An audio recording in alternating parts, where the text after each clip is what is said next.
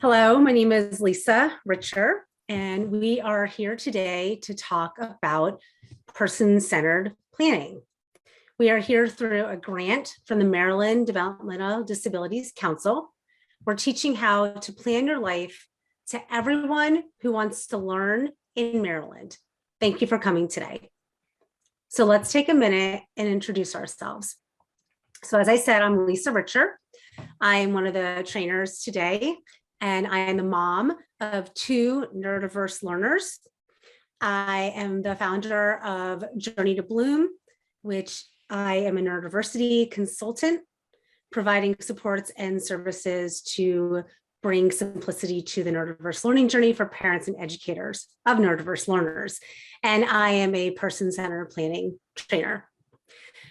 With me today is Babette and Mel, and I'm going to turn over to them to introduce themselves. Hello, thank you for coming. My name is Babette Smith. I am a master trainer of Expectations Matter, My Life, My Choice, My Plan, and I co-train with my daughter. I'll let her introduce herself in a moment. We've been doing person-centered planning for a long time and know the value of it.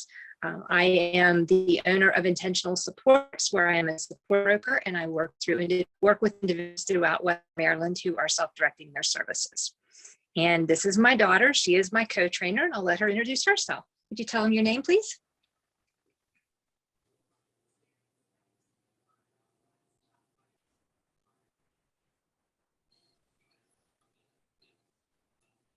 What's your name?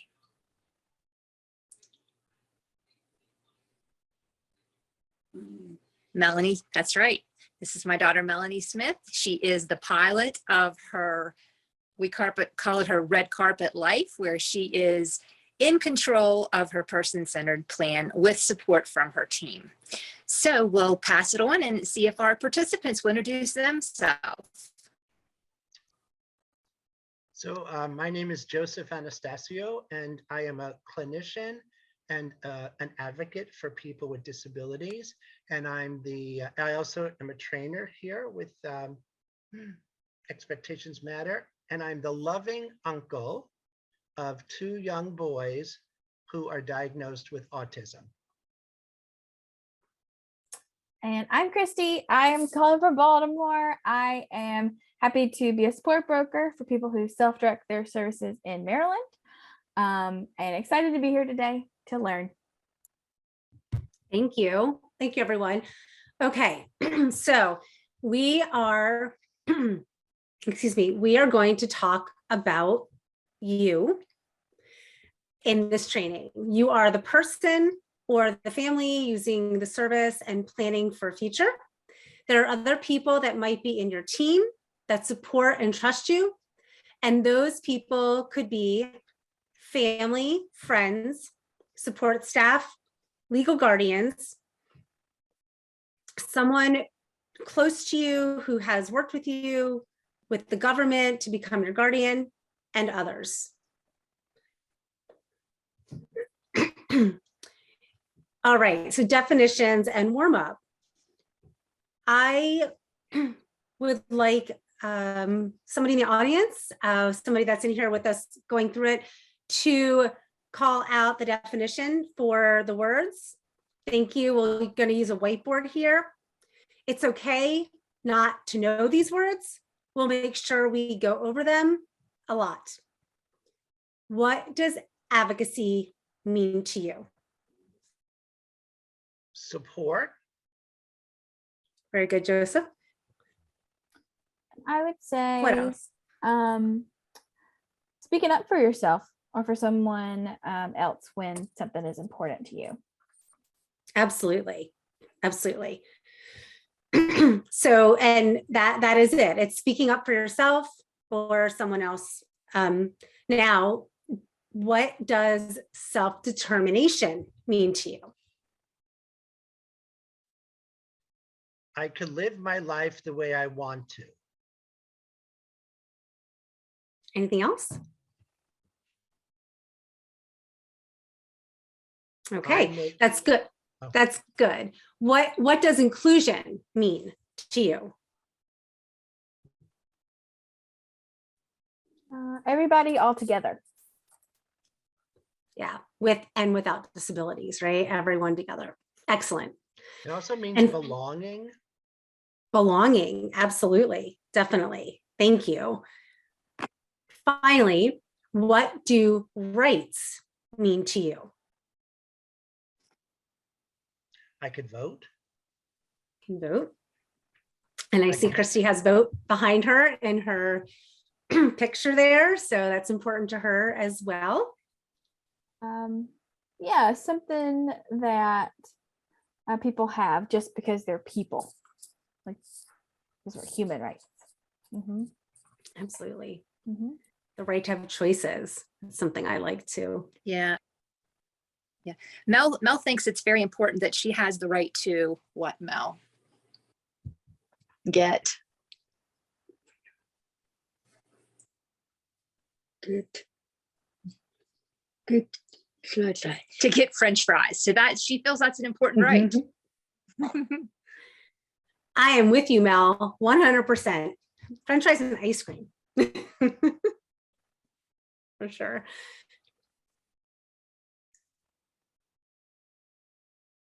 All right. Excellent. So now, thank you for that. As a little warm up and just a little bit about the definition. So now we're going to go into the basic history of person-centered planning. Services have often been based only on disability and not people. Historically, plans were written for people by social workers, doctors, and others who may not have known the person. Families were not involved in planning and did not question the professionals. People did not have rights or choices about what was in their plan and did not see or know what was written about them. All over the world, including Maryland, that is changing. So for a long time, people have thought that disability makes you less than others, and person-centered planning helps with this matter.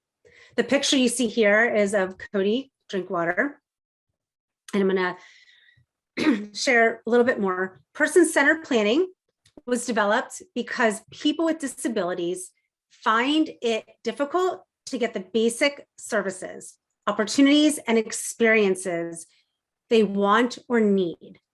When they do, they may find they need to fit into someone else's idea of what that service is, the opportunity or the experience should be like, and how they should act, think, or feel in relation to it.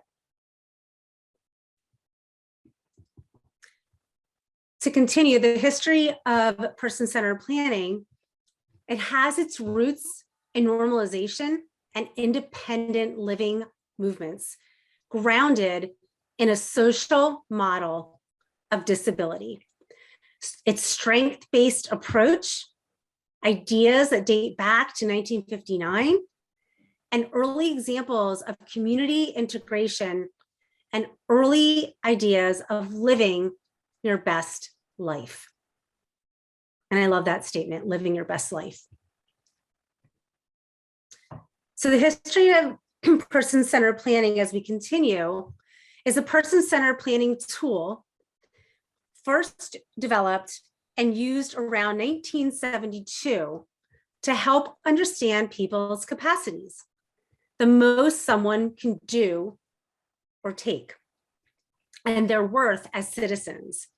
It's important to know that all people with and without disabilities have capabilities in life.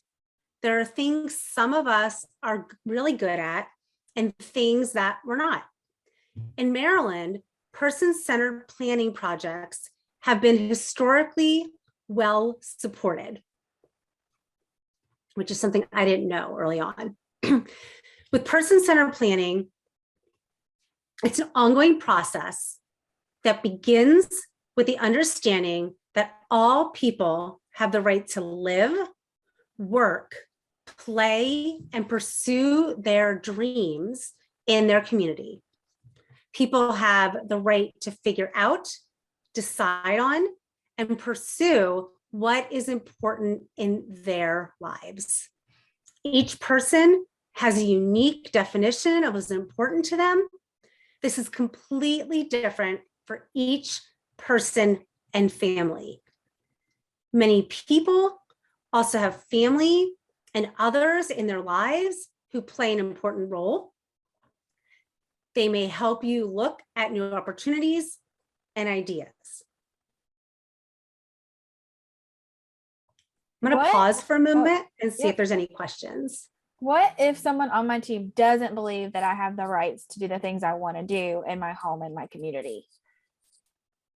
That is a very good question. We're going to talk about that, Christy, a little bit more in the other sections, but it's important to remember that you own the process of your planning. If someone believes you don't have the right to choose what you want, you can ask others in your team to help them see that you're in charge. You also have the right to ask them not to plan with you.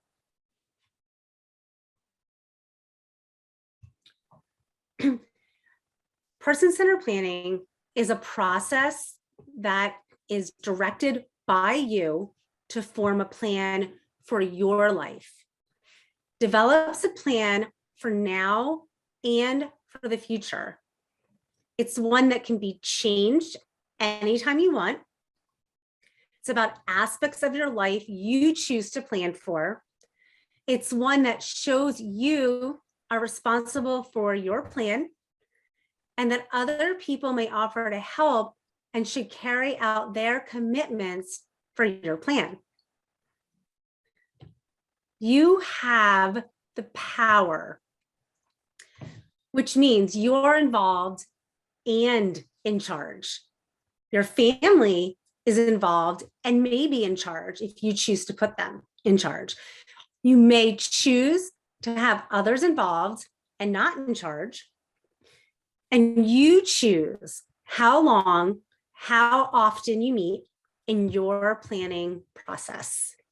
You have the right to replan if things don't work how you want. Yes, Joseph. My experience has been that that generally we have one meeting a year. Is that not true?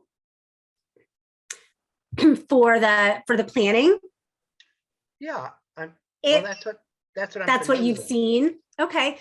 And if that's what you choose to do, that's great. However, you're in charge. So if you feel like you're not getting enough out of that specific one meeting, you have the right to have more. It sounds like that's something new that you're learning. Is that correct? Well, I haven't seen people have more than one meeting. I'm a little surprised. I'm happy to hear that. Very good. Well, I'm glad. So that's definitely a good takeaway because you're in charge of your planning. You can have meetings at any time for any reason that you need to come back and talk about your plan.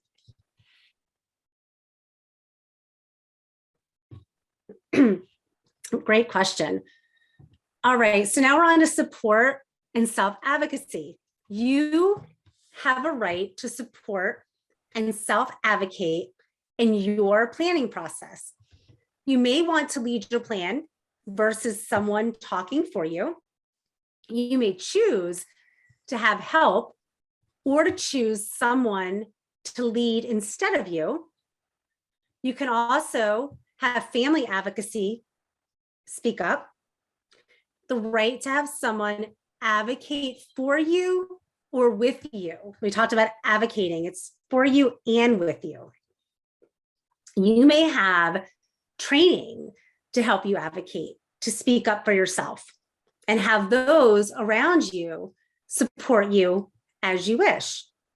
You also have the right not to have negative consequences, negative effects by speaking up for yourself, like being ignored, being asked to be quiet, saving your input for another time, being asked to leave, behavior plan, medications, etc.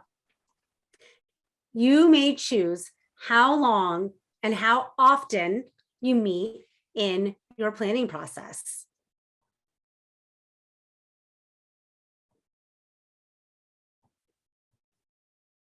Do we have any questions? No, Joseph answered my question about how long to meet. So you can meet more than once if you need to, right? Absolutely. You can meet for more than once. And if you don't finish something during a session, you can call another meeting to continue it as well. All right. So human dignity and rights. Everyone shall have a life, excuse me, with meaning. This concept comes from life course planning tools. People and families plan for present and future life that take into account all areas of life and have experiences that build self-determination, which is the right to control your life, relationships, the ability to have an income, and community inclusion, being all together, people with and without disabilities. People lead whole lives made up of different areas that are important to them to have a good quality life. Something different is important to each one of us here in this session today. This tool and others like it are available in our person-centered planning guide. You can find that on our website at personcenteredplanning.com/resources.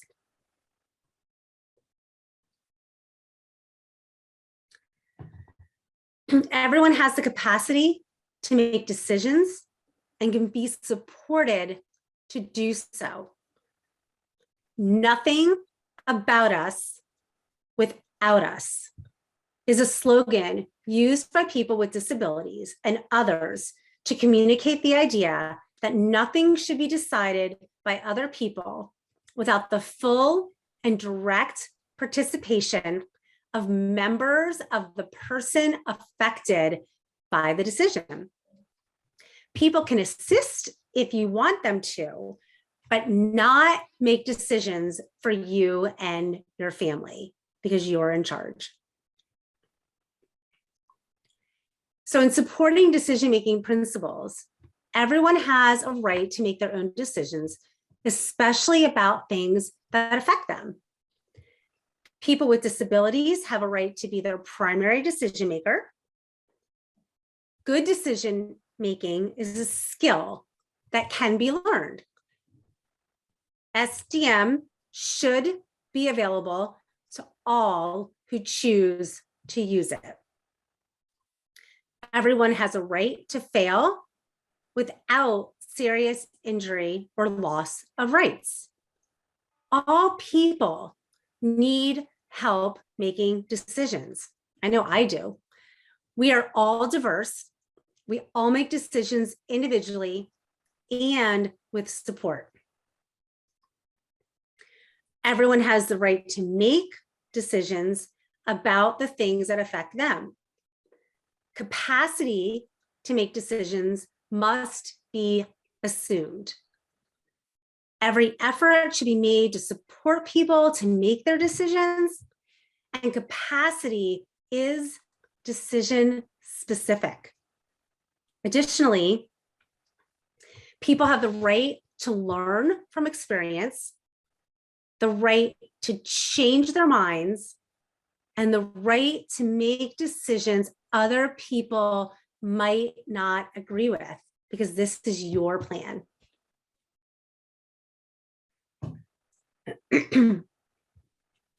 We are going to, oh, Joseph, yes. I have another question on this screen. What does decision specific mean? My apologies. Decision specific means based on your specific situation, The It sounds decisions like your are made. dog wants to participate. He has a lot to say. He really does. And I hear appreciate it. your, I hear it. we're in a virtual world now. You're getting a purview into my real life here. And my 15-year-old who actually is on the spectrum just came home from school, and my dog would love to say hello to him. So that's what you're hearing there. So my apologies, but does that answer your question? I'm sorry? Did that answer your question? I believe so. So basically, like, I might be able to, like, I might not need a lot of support with one decision because I have experience with it already. But some decisions I might need other people, I might need more help from other people to make. Is that what it means? Yes, absolutely. So some things you might have all the information on, and other things you don't. That makes sense. That's how I make decisions now. So cool. Thanks. Absolutely. All right. So we are now going to talk a little bit about family roles separate from process and the family member. So your family, as you as a family member, may advocate for you and have certain expectations about planning and services. They have ideas about plans for support and quality of support that are important to others to know. They have the right to clear expectations, trust, and communicating honestly and openly. Other committed contributors and how they are a part of your planning is this. You should know why other people are involved and know your right not to have people involved if you don't want them to be there. Someone may feel strongly about what they want for you. It can be noted in your plan as their hope for you, and their name can be written next to it. People are safer when others outside of the service system are also involved, and different people know you differently. And so having different perspectives will help you with your plan.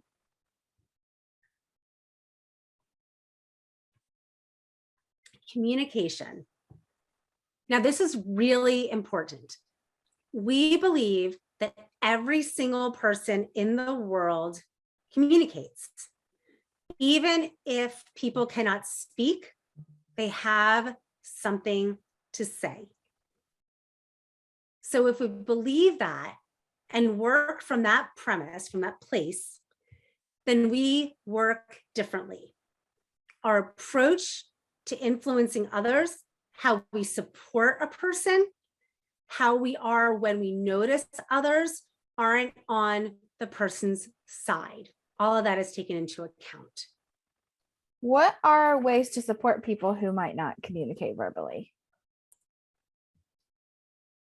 What are ways to support people? That is a great question.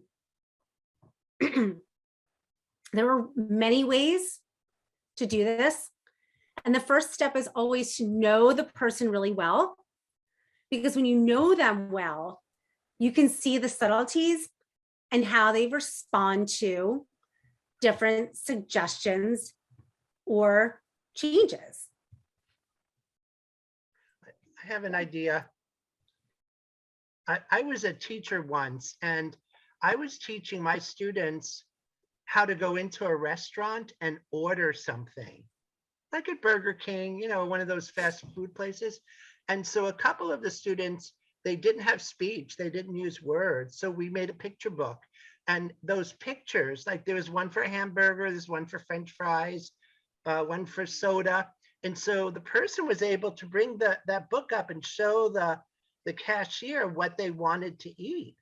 And so that person communicated like what he wanted from that menu. I think that's a good way. That's great. And someone like Mel, who is co-training with us today, she has a processing delay. So it takes her a little bit to get her answer out. even though she has something to say, we just have to be patient and wait and listen for her to say it. So that has to be respected too. Absolutely. And I've co-trained with you and Mel before, and she'll also use a sign. So similar to what Joseph said, she'll put up a sign to give her answer for something. So that's another way, giving her the time to do that and allows her to participate and communicate. In another classroom I was in, I had a student. Well, I wasn't working directly with the student, but I saw the student with a head pointer, and they were able to type out on a computer like what they wanted to say. So I think that's another way that somebody was able to communicate. Absolutely. Beautiful. And there's a lot of technology devices as well for engaging. So there are lots of ways, and the ones that were shared here were fantastic. Definitely. So we are going to now go into communication. Everyone communicates even if they do not speak, as we have just talked about. There's a lot of ways. So you or your family member's style of communication must be respected so that the process is theirs. This means people need to take their time, wait, and make it clear. Your plan should be explained to you so that you understand, make changes, and approve it. So knowing you and taking time to understand, people who plan with you should definitely know you. People may know you differently from work, school, home, or a group that you belong to. Your team must remember that you are the focus, not a service or a model of service, because this is person-centered planning. It's planned around you, your needs, and your goals. Yes, Joseph. Oh no, I was just Scratching your hand that time. All right, you've even had some great questions, so I was going to keep going there. Okay, so we'll talk about privacy. You decide what to talk about. You decide what not to talk about. And you decide who you want to talk to about certain things. In terms of confidentiality, your plan is private and has personal information in it. So you should understand who sees your plan and have a signature page showing that you understand and approve of who sees your plan. And as we move on to the excuse me, continue with this, the word you comes up over and over, and that is very intentional because the plan is yours. Your plan is your plan. You have a right to your plan. So you're going to review it before it is sent anywhere. You want to make sure, does it say what you want it to say? Is there something you didn't want in the plan? It should not be in the plan. So if it's something you didn't want in, take it out. Someone may explain that certain things are in your plan for a reason. For example, it may be tied to you getting a certain service. Make decisions carefully. Contact your coordinator of community services or support planner about the process to make changes any time you want. So Joseph, you had asked, one time a year? Nope, any time you want. Stay in charge of your plan and understand the timelines and deadlines so that you are prepared.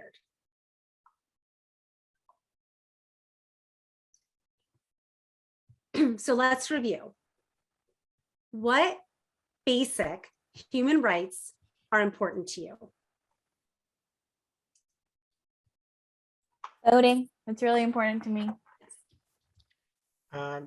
Being in charge of my money is really important to me. and choosing my staff, like my child's staff, that's what I've heard from other people too, that's really important. Like who's working with the individual. They have somebody has a say in that. I think that's very important. Yeah. Mel thinks it's very important that she has an opportunity to spend time with the people that she wants to spend time with. Like, who do you like to spend time with?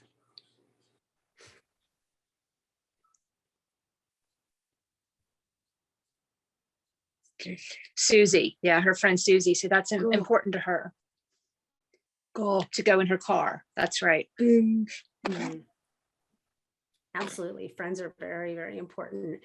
And I think that having the right to review your plan and change it at any time, not just once a year, is really, really important as well. All right, excellent. What part of history did you find the most interesting today?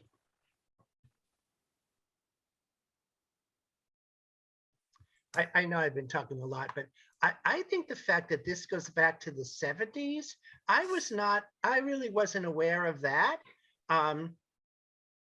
It feels like it's taken a long time for us to catch up to this. I would agree with that. When I first started doing this type of training, I had been doing advocacy work and support work and collaborating with parents and educators and otherwise in this field for 15 years. It wasn't until a year and a half ago when I actually met Babette that I knew what person-centered planning even was. And the fact to come to find out that it's been around this long, I agree. It's more than time to share it out there and to give each and every one of us that right to show up and own that plan.